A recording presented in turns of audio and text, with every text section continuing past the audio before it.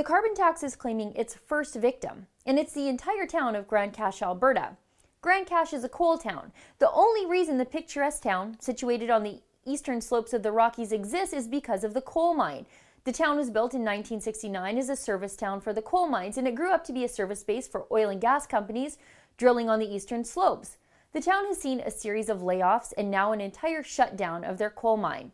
And the town council is scared. They're worried what Rachel Notley's war on their town will do to them in 2017.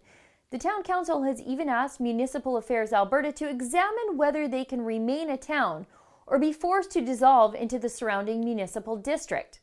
The town is facing aging infrastructure, growing debt, skyrocketing operational costs because of the carbon tax, and a swiftly dwindling tax base, either by residents being forced to leave because of layoffs or businesses leaving because the people are leaving.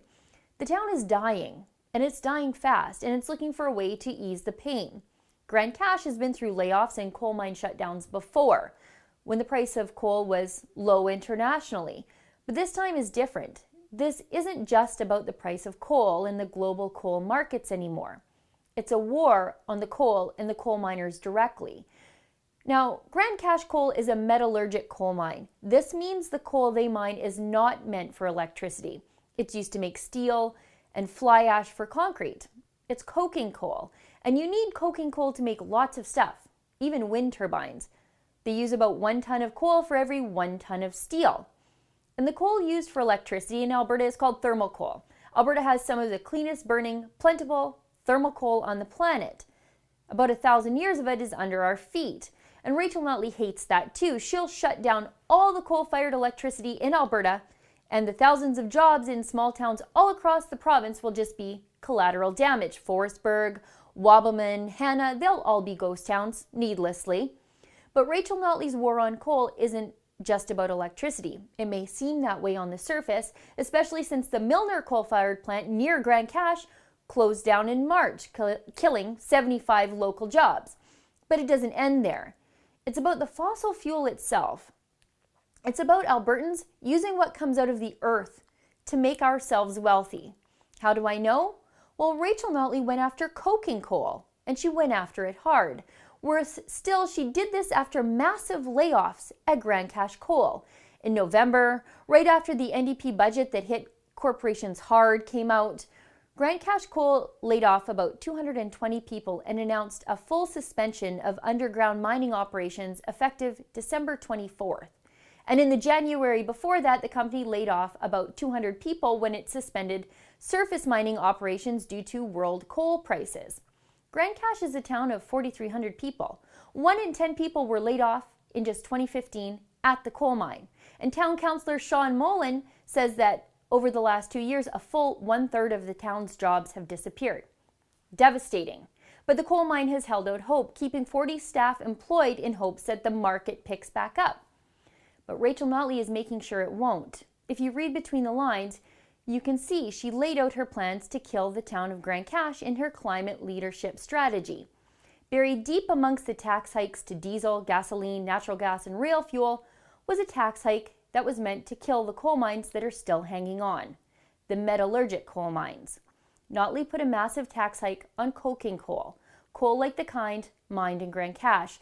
Coking coal will see a tax hike of $63.59 per ton in 2017 and $95.39 per ton in 2018, nearly $100 per ton.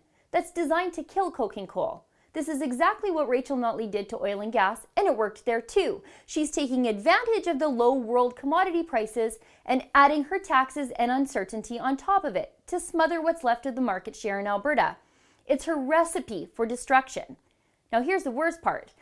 Notley was fully aware the town was in trouble. Same with the local MLA Eric Rosendahl, who said this when pressed by the local newspaper, the Hinton Parklander, about the carbon tax. He said, "I'm a little bit concerned, I'll be honest with you.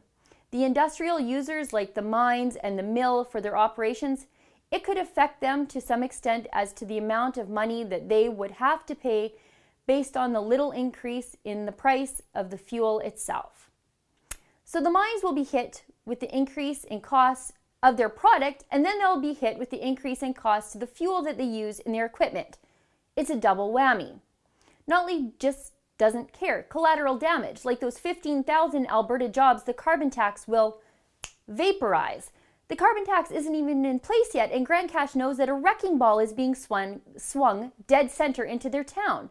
And they aren't alone. Towns all across the province are about to get hit hard. Not just when Notley phases out coal electricity, but in the meantime, while she taxes the coal that keeps them employed. These towns made the electricity that fueled our province for decades, and they don't deserve to die this way, maligned as poisoners of the air and overtaxed into being ghost towns. If you agree with me, go to stopthewaroncoalfamilies.ca and sign my petition, asking Rachel Notley to stop her war on coal families and end her attacks on the small towns that powered the innovation and growth of Alberta for so long. For the Rebel.media, I'm Sheila Gunn-Reid. Thanks for watching. Click here to never miss a Rebel update. Want even more of the Rebel? Well, click here to become a premium member.